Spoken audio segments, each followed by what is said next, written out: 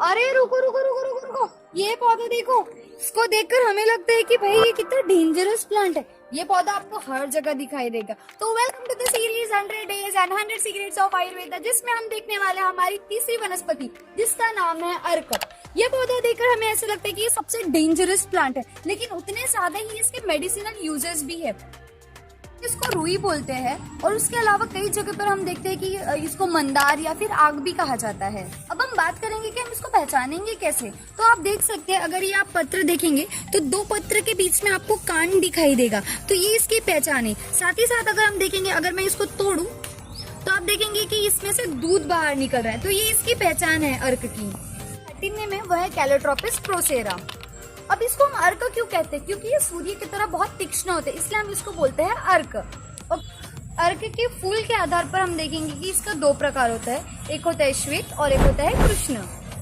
जब हम बात करते हैं इसके यूजेस की, शरीर पर अगर कहीं पर सूज है, वेदना है, तो हमें सबसे पहले क्या करना है? सबसे पहले हम इसका पत्ता तोड़ेंगे और इसमें से जो ये इसका दूध है, ये दूध आप पहले बाहर निकलने दीजिए। उसके बाद साफ पानी से इसको धो लीजिए। उन्हीं के बाद इसमें तीर का तेल या फिर एरंडा का तेल लगा लीजिए और उसके बाद तवे पर इसको सेक दीजिए। अगर शरीर के जो भी अंग में वेदना है, उस पार्ट पर हमें इसको लगाकर बांध देना है।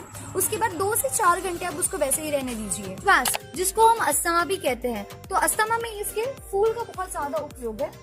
अगर आप देखेंगे कि ये जो फूल है, तो सबसे पहले आपको करना क्या है, ये फूल को अच्छे से आप वॉश कर लीजिए। इसको मंद अग्नि में, यानी कि कम अग्नि में, कम फ्लेम में हमें इसको गर्म करना है। कब तक गर्म करना है? जब तक ये काला नहीं हो जाता है। हमको इसको गर्म करना है और एक चूर्ण फॉर्म हमको इसका बनाना है। उसके बाद में मध के साथ में इसको हमें चाटने के लिए देना है। ये अस्थमा में ब्रोंकोडाइलेशन का काम करती है। यूज है वो व्रण शोधन के लिए भी किया जाता है। मान लीजिए आप चल रहे हैं रास्ते पर और आपके पैर पे कांटा चुभ गया, तो आप क्या करेंगे? आप सोचेंगे कि भाई अब मैं इस कांटे को कैसे निकालूं। तो उसके लिए सबसे बेस्ट जो है अर्क का दूध है। अर्क के दूध को उस भाग पर लगाइए। इससे क्या होता है कि वो जो दूध है उस भाग के मांस को शिथिल कर देता है और वो कांटा बाहर निकल जाएगा।